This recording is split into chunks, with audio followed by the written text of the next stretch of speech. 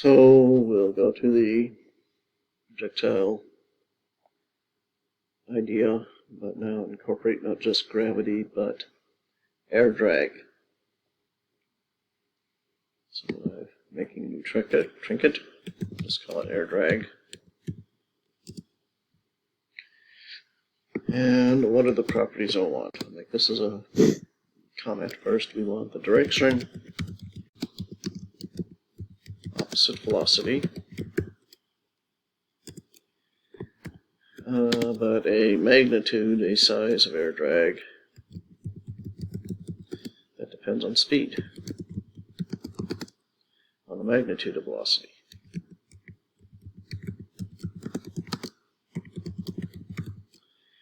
So first one first, how do we get a direction opposite the direction of the velocity? So I'll just create a velocity. Let's just say it has to be a vector, and let's just say 2 minus 3, 0. Minus 3, 0.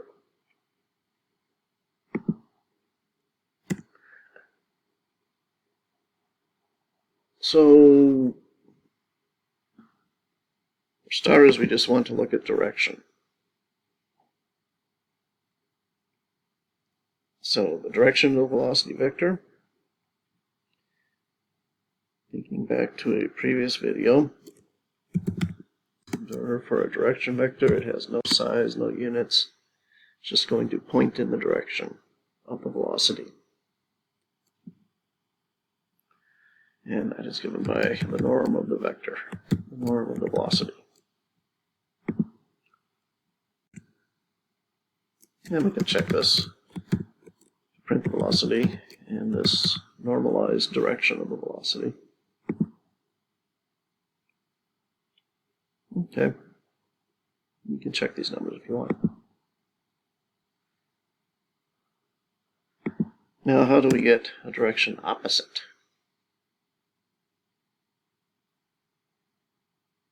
Think about the properties that you think this will want. So, for instance, this direction can be represented by an arrow, a vector arrow. And the main property of this arrow is its axis is the vector we're representing, the direction vector.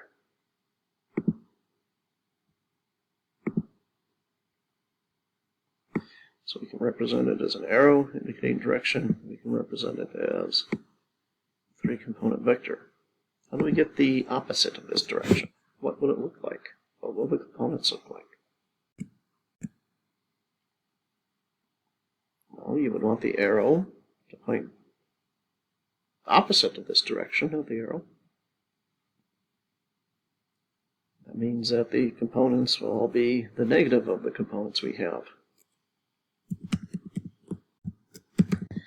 And closed-skirt VPython makes it straightforward to do that. If you want to find the opposite of a vector, you just put a minus sign in front of it. That will negate all the components that will make it point the opposite direction. How can we confirm that? Make an arrow. Its axis is that direction that we've defined, opposite the velocity direction. Make it red.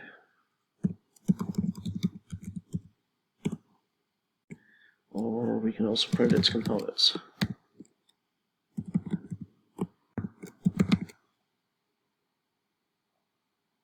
Okay, so you can try all these things. Try it out, then come back. So what do we get? In fact, the arrow looks like it's in the opposite direction. And the components are all negated, the negative of the components of the original direction.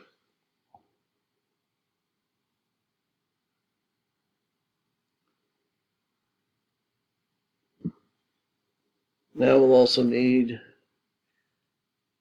a function, something that tells us how big this drag is. And it may have the property that it depends on velocity, on speed. So, building on some things we've done before, just to kind of give you a sense of what something like this might look like.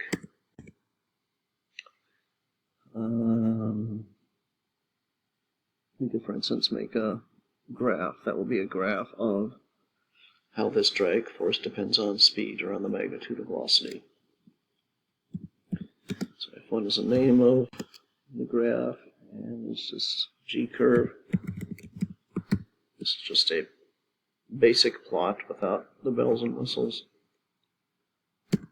And what do we want to plot? Well, we want to plot the velocity, the drag force at a bunch of different speeds. So we want to do a plot for a bunch of different speeds, and for each speed, for each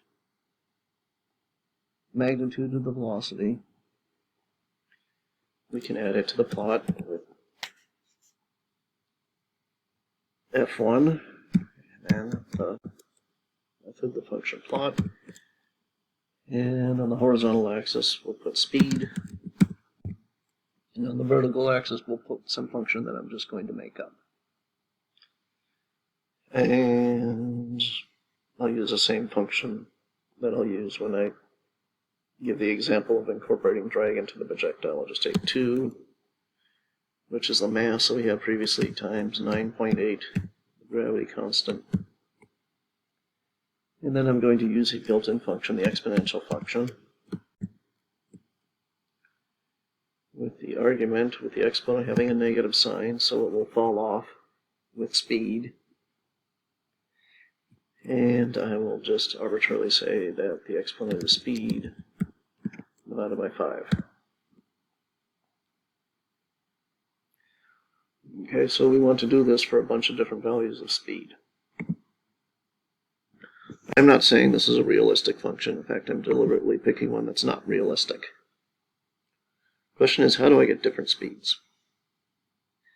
Now, there are different ways you can do this. Here's one way, which will work if we basically just want the speed to be, say, from 0 to 20, and just have integers, 1, 2, 3, 0, 1, 2, 3, 4, 5, up to 20. So before, when we wanted to do a bunch of things, a loop, we had a while. We could do it this way, but it would be more complicated. It's a little easier if we just say, well, we want to do this for speeds that are in a particular range. That range is from 0 to 20. So range is an actual function that we can use, and what it does is it gives you the integers by default starting at 0 and going to 20. You can start at something other than 0 if you want, but we want to go from 0 to 20. I can put the 0 here explicitly, and in fact that's what you would do if you wanted to start someplace that wasn't 0. You would change the 0 to something else. So this would give us all the integers from 0 to 20. It's a little different from the while. It's just going to take all the integers from 0 to 20, not including 20. So if I want 20 to be one of my numbers, I have to make this 21. It's a weird Python quirk. Now, do you remember the little trick that I have to do at the end of the line? I forget it a lot. You have to put a colon there. So this should work. Save it, run it, it'll show us all the stuff we had before, and a graph. It goes out from 0 to 20 and shows a decay. It starts with a drag, not quite 20, maybe 19 or so, and it gradually falls off. At 5, at speed 5, looks like it's around 7. At speed 10, it's maybe about 2, 2.5. Speed 20, it's probably a little below 1. So this is not a realistic drag. If you think of wind, the harder the wind is, the harder it pushes on you. The faster your car goes, the more drag force it experiences. So this is not realistic. But it kind of illustrates, it gives you a sense, if you're going to use a function, it's nice to plot it so you have some idea of how it's behaving. So in the next video, we will take these two aspects, the aspect of getting a negative, the opposite direction of the velocity for the direction of drag, and a function that we can use for how the drag relates to the speed, or in this case, the size of the velocity.